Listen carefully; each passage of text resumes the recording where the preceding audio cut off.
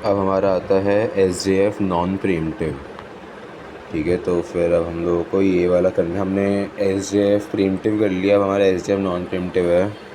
तो हमारा देखो, हमने एक क्वेश्चन लिया है, हमारा ये क्वेश्चन है। तो हमारा एक क्वेश्चन है, हमने फिर से वही एक रेडी क्यू बना लेंगे और हम लोग साथ में हमारी बन जाएगी गैंट चार्ट, साथ में बनेगा हमारा। तो हमारा ये बन जाएगा साथ में। तो देखो नॉन प्रीम्प्टिव में ना हमारा, देखो हमारा प्रीम्प्टिव में जो होता है वो, हमारा प्रीम्प्टिव का मतलब ये है कि हमारा एक एक स्टेप करके चलाएंगे और और हम लोग उस एक एक स्टेप में हो सकता है हमारी जो प्रोसेस है वो बीच में चेंज होकर के कोई दूसरी प्रोसेस शुरू कर दें। जैसे अभी प्रोसेस 1 थी तो सेकंड में हमारे प्रोसेस 2 शुरू हो जाए और थर्ड में फिर से प्रोसेस 1 हो जाए, ये हो सकता है। लेकिन प्रीम्प्टिव में ऐसा नहीं होता। अगर प्रोसेस 1 4 की है तो 4 तक चलेगी, उसके बाद ही तुम्हारा प्रोसेस 2 8 या 9 जितना तक भी, मतलब तुम्हारा जितना भी है, फिर तुम्हारा प्रोसेस 2 शुरू होएगा। बीच में शुरू नहीं हो सकता, बीच में नहीं कट होएगा। हमारा ये नॉन प्रीम्प्टिव होता है। तो हम लोगों को हमारा, अब हम फिर से वही करेंगे। हमारा सबसे कम अराइवल टाइम हमारा 1 है, तो हम लोग 0 से लेकर के 1 तक हमारा ट्रैश रहेगा। फिर हमारा 1 पर हम लोग को चेक करेंगे तो हमारा अराइवल टाइम में हमारा P1 और P3 आता है। तो हमने P1 हमारा ये रेडी क्यू में लिखा हमने P1 का 3 और P3 का 2 हमारा SJF में। लेकिन हम लोग अभी भी एक चीज़ हमेशा याद रखते हैं कि हमारा कम बर्स्ट टाइम हम पहले लेते हैं। तो हमारा कम बर्स्ट टाइम P3 का है, तो हमने इधर P3 लिया। और हमारे 2 था तो हमने 1 से लेकर के 1+2 लाइक 1 से 3 तक चलाया ताकि 2 तक चले। और इससे हमारा रेडी क्यू से P3 हट गया। फिर हम लोगों ने 3 तक देखेंगे। हमारा अब 3 आया ना, तो हम लोग 3 या 3 से नीचे जितने भी हैं वो सब देखेंगे इधर इस टेबल में। तो हमारे 3 से नीचे या 3 तक के हमारा 1 2 1 हमारा P3 हो गया। P1 हमने रेडी क्यू में डाल दिया। अब हमारा P2 आता है जिसका अराइवल टाइम है 2। हमारा P2 का अराइवल टाइम 2 है, तो हमारा यहाँ पर अब P2 4, इसका बर्स्ट टाइम 4 लिया हमने, तो फिर हमारा P2 का 4 आ गया। अब हम लोगों ने इन दोनों में चेक किया कि किसका जो बर्स्ट टाइम है वो कम है, P1 के 3 में और P2 के 4 में।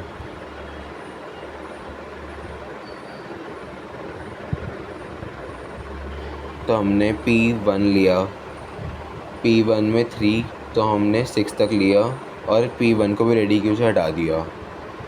इसके बाद हम लोगों ने 6 तक में चेक किया, तो हमारा 6 में हमारा ये आ रहा है, P4 भी आ रहा है अब हमारा, क्योंकि उसका अराइवल टाइम 4 है तो वो 6 से कम हुआ। तो हम लोगों ने रेडी क्यू में P4 4 भी लिख लिया। अब हमारे इन दोनों के बर्स्ट टाइम सेम है, तो जिसका अराइवल टाइम पहले था हम वो ले लेंगे। मतलब हम लोग वैसे देखते बस टाइम है, लेकिन जब बस टाइम सेम होता है तो हम लोग उसका अराइवल टाइम चेक कर लेते हैं। तो हमारा P2 का अराइवल टाइम कम था, P2 का 2 था और P4 का 4 था। ठीक है, तो हम लोगों ने फिर हमारा P2 का 2 ही ले लिया। हम लोगों ने मतलब P2 ही लिया हमने पहले। फिर तो हमारे यहाँ पर P2 आया, तो ये 4 तक चला तो हमारा 10 हो गया।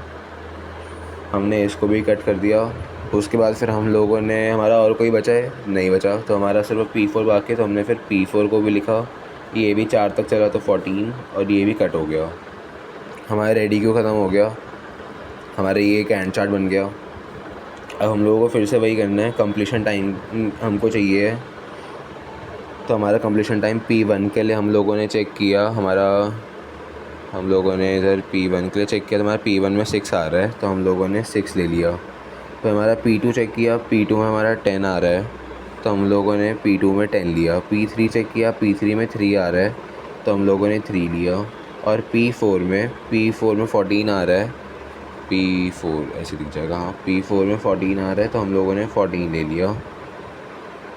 फिर हम लोगों ने वही टर्न अराउंड टाइम निकाला, वही same formula, turn around time is equal to completion time minus arrival time.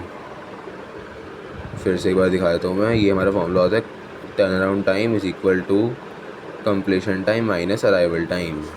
ठीक है, तो हम लोगों ने फिर हमारा T निकाला हमने, this minus this 5, 10 minus 2 8, 3 minus 1 2 8 3 minus 1 2 and 14 minus 4 10।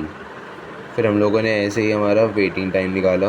हमारा वेटिंग टाइम का फॉर्मूला होता था WT is equal to turn around time minus burst time.